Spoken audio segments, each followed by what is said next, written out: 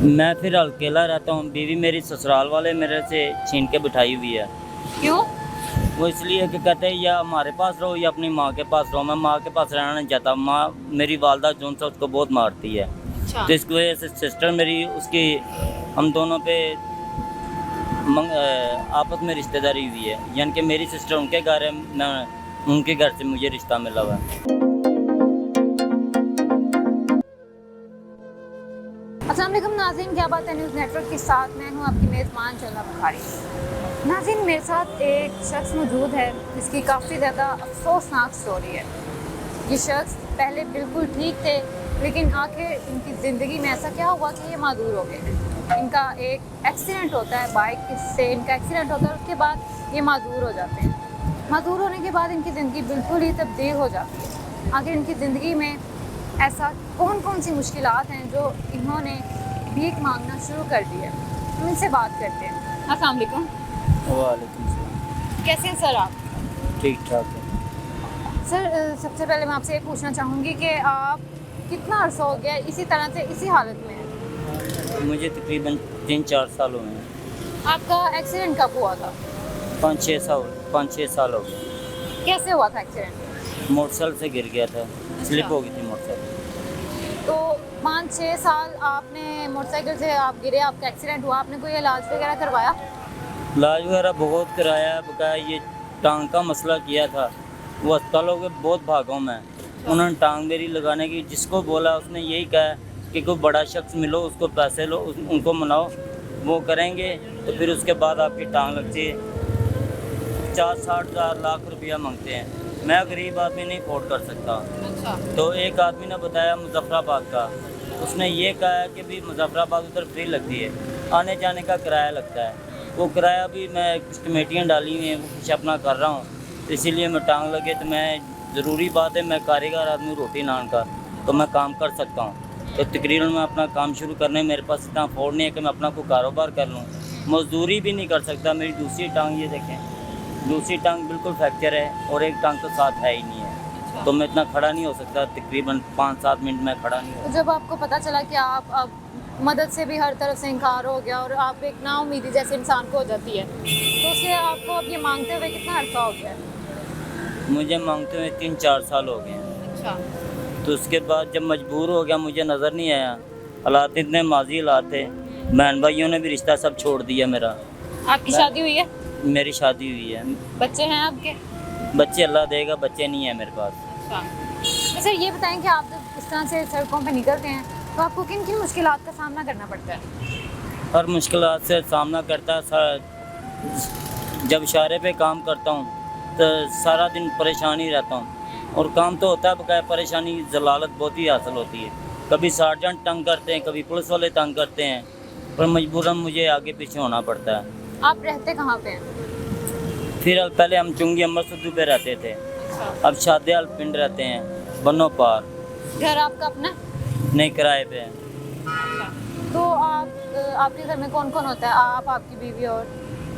मैं फिर अकेला रहता हूँ। बीवी मेरी ससुराल वाले मेरे से छीन के बिठाई हुई है। क्यों? वो इसलिए कि कहते हैं या हमारे पास रहो या अपनी माँ के पास रहो। मैं माँ के पास रहना नहीं चाहता। माँ मेरी वालदा जो सा उसको बहुत मारती है। अच्छा। तो इसकी वजह से सिस्टर मेरी उसकी हम दोनों पे आपस में रिश्तेदारी हुई है। यानी कि मेरी सिस्टर उनके घर है, मैं उनके घर से मुझे रिश्ता मिला हुआ है। अच्छा, आपको नहीं लगता कि आपकी मजदूरी तो एक तरफ है, लेकिन जो दूसरी परेशानियां हैं, जो दूसरी टेंशन्स हैं घर वालों की तरफ से, वो भी आपकी राह में रुकावट हैं? सब रुकावटें हैं मेरी राह में। मेरा एक तो घर टूटा हुआ है। मेरी सिस्टर छोटी जो सी मेरी से वो सतीली है, यानी कि मेरा बाप लैदा है, उसका बाप लैदा है। उन्होंने घुसा के भाई वो साल हो गया पूरा, वो भेज नहीं रहा है। 3 मरतबा 3 दफ़ा उनके घर जा चुके हैं। उन्होंने अपील की है जी इसकी जगह नहीं है, ये तो जगह इसकी होगी तो हम भेजेंगे। ये वो मेरे जो उनसे साले हैं वो भी बड़े बगारत हैं, बहुत ही बगारत है। जितने भी करो उतने ही थोड़े हैं। उनकी जब बेटी को घर में सुकून मिल रहा हूँ, 4 दीवारी में दे रहा हूँ, चाहे मैं मांग के दूँ, चाहे मैं जो मर्ज़ी करके दूँ, उनकी बेटी को 4 दीवारी में दे रहा हूँ ना, और वो इस बात को फील नहीं करते। वो कहते हैं हमारे साथ रहो। उनके साथ भी रह के देखा है, उन्होंने भी इतना मुझे जलील किया, इतना जलील किया कि मैं मजबूर हूँ कि उनका घर छोड़ के मैंने अपनी बीवी को भी छोड़ के मैं साइड पे हो गया। फिर उन्होंने बुला के फिर उसके बाद उन्होंने कहा ये आओ इधर बात करते हैं। घर जाके उन्होंने बेइज्जती की, काफ़ी सारा बेइज्जती की, 3 दफ़ा गए, 3 दफ़ा उन्होंने बेइज्जती की है। और तीसरी मरतबा ये अकेली बात की है कि अगर इसकी जगह नहीं है हम कैसे भेजें, हमारी बेटी तो रास्ते पे रोड पे ये है वो है, बड़ी उन्होंने बातें की हैं।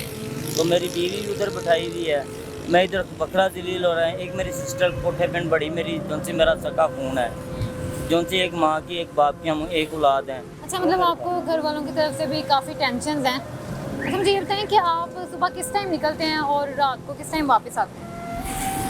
बाद में कभी मैं 9 बजे निकलता हूँ, कभी मैं 10 बजे निकलता हूँ। मरीज़ आदमी हूँ, नहीं मैं कुछ जितना मेरे पास जितनी मेरी जान है उतना काम कर लेता हूँ, बकाया जो सा खा पी लेता हूँ। क्या करूँ मैं अकेला। तो आपकी मतलब आप इसी तरह से घर जाते हैं तो खुद ही मतलब अपने आप को सब कुछ कवर करते हैं, सोना वगैरह खुद ही, क्योंकि घर में आप अकेले होते हैं? बिल्कुल मैं अकेला होता हूँ। ये जो से एक मेरी सिस्टर बनी हुई है, मुँह बोले बहन भाई बने हुए हैं, वो आके थोड़ा बहुत मुझे कुछ बर्तन वगैरह धो देते हैं। मैं चाय भी मैं खुद बनाता हूँ, अपना खुद ही करता हूँ, जितना भी अपनी देखभाल खुद ही करता हूँ। और मेरी सिस्टर आई थी, वो कभी कभार कपड़े धो जाती है। तो आपका गुजारा हो जाता है? क्या करूँ फिर, अकेला आदमी गुजारा तो करना ही है किसी तरीके से भी। अच्छा, तो अभी कोई उम्मीद है कि आपका मजदूरी आपकी ठीक हो सकती है या नहीं? मजदूरी तो जो मालिक ने दे दी, सोने मालिक ने, वो तो नहीं ठीक हो सकती। बाद में है कि मेरा इतना हालात, मेरा इतना अफोर्ड नहीं है कि मैं टांग लुआ लूँ। चाहे कि इस काम को मैं अच्छा नहीं समझता, मैं खुद नहीं अच्छा, मेरे ख़ानदान में नहीं है। मेरे ख़ानदान में पूरे मैं अवान बलादरी का आदमी हूँ। साड़ी ज़ात जो सी अवान है, तो साढ़े अवाना दे विच रीत है कि असीं काम जिहड़ा ना मंगण वाला नहीं करते, भावें जो मर्जी कर लीए। तो मजबूरी है कि हुण मैं की कर। हालात इंसान को मजबूर कर देते हैं। मेरे हालात इन्ने को मजबूर करते कि मैनू रोड ते आना पै गया। फिर हालात इतने मजबूर थे, आपको रोड पे आना पड़ गया? जी, मेरे इतने हालात मजबूर किए हैं कि मुझे रोड पे आना। बस ज़ाहिर बात है, ये ज़िंदगी है, इसको चलाना तो है किसी तरीके से। आप कोई मैसेज देना चाहते हैं हुकूमत को?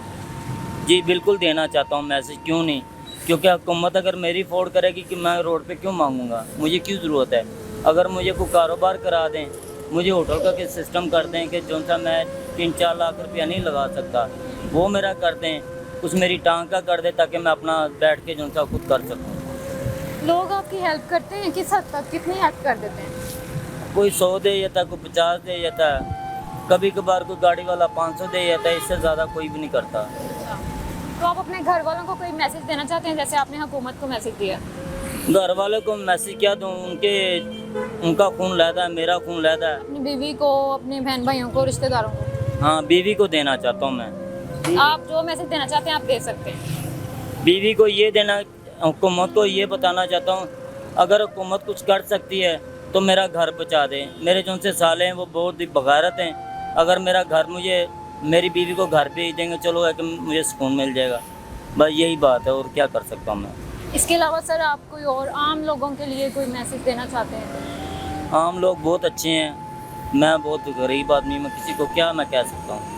मेरी फिर भी जो भी जितनी भी किसी की हिम्मत है, जो जिसका जेब जात देती है, वो मेरी हेल्प कर देता है। जी नाज़रीन, आपने देखा कि ये शख्स काफ़ी ज़्यादा मजबूर है, इसका दर्द जो है वो आप सबके सामने है।